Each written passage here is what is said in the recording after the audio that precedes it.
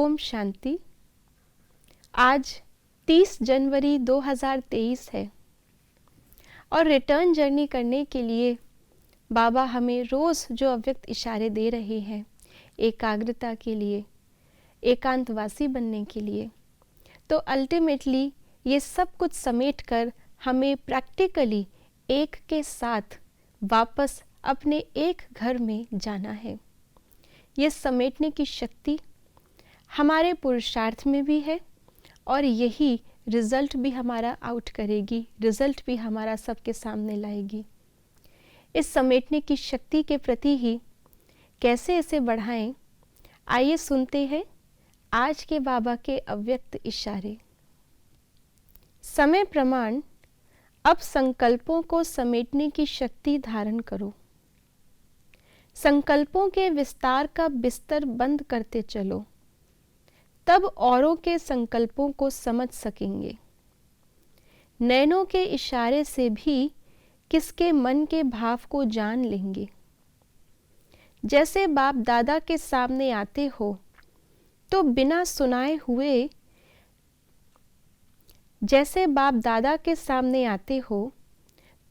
सुनाए हुए भी आप सभी के मन के संकल्प, मन के भावों को जान लेते हैं। वैसे ही आप बच्चों को भी यह अंतिम कोर्स पढ़ना है। तो आज समेटने की शक्ति के लिए बाबा ने कहा कि हमें सबसे पहले अपने मन के विचारों को समेटना है, क्योंकि बाकी स्थूल सभी चीज़ें हमारे मन से ही जुड़ी हुई है।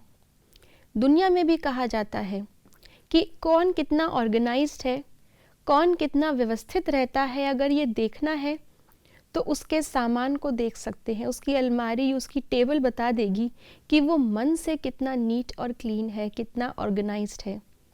अगर हमारे आसपास चीज़ें बिखरी होती हैं तो यही कहा जाता है कि इसका मन, इसका ध्यान केंद्रित नहीं है।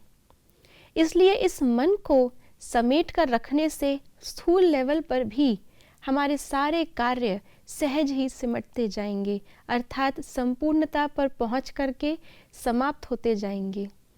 उनको हमें लंबे समय तक खींचना नहीं पड़ेगा। इसी चीज़ को दुनिया में कहते हैं द पावर टू फोकस, कि फोकस करके अपना काम जो शुरू किया उसको अंजाम तक पहुंचाएं और उसके बाद उसको समाप्त करके नया काम शुरू कर सकें। और इसके लिए बाबा ने हमें जो भी पुरुषार्थ बताए हैं उसमें से मुख्य पुरुषार्थ है मन मना भव। जितना ज़्यादा हम अपने मन को व्यभिचारी बनाते जाएंगे, औरों की याद में, बाकी सभी आकर्षणों में उसको फंसाते जाएंगे, तो ये बुद्धि, ये मन हम समेट नहीं पाएंगे। और जिस समय वापस चलना होगा उस समय बिखरे हुए मन को समेटने में ही समय लग जाएगा और हमारी यात्रा में बाबा आगे और हम पीछे रह जाएंगे। साथ ही साथ ये समेटने की शक्ति सेवा भी कर सकती है। जो बाबा ने बताया कि अगर हमने समेटने की शक्ति से अपने मन को एकाग्र किया हुआ है, फोकस किया हुआ है, तो दूसरों के संकल्पों को हम जल्दी समझ पाएंगे, उनकी आशाओं को जल्दी पूर्ण कर पाएंगे। नैनों के इशारे भी जैसे बाबा समझते हैं ऐसे समझ पाएंगे। तो इस समेटने की शक्ति की गहराई को जानते हुए इसके द्वारा सेवा कराने के लिए आज अपने मन और बुद्धि को सभी तरफ से किनारा करा के मन मनाभव की स्थिति में स्थित रहने का अभ्यास करेंगे। ओम शांति।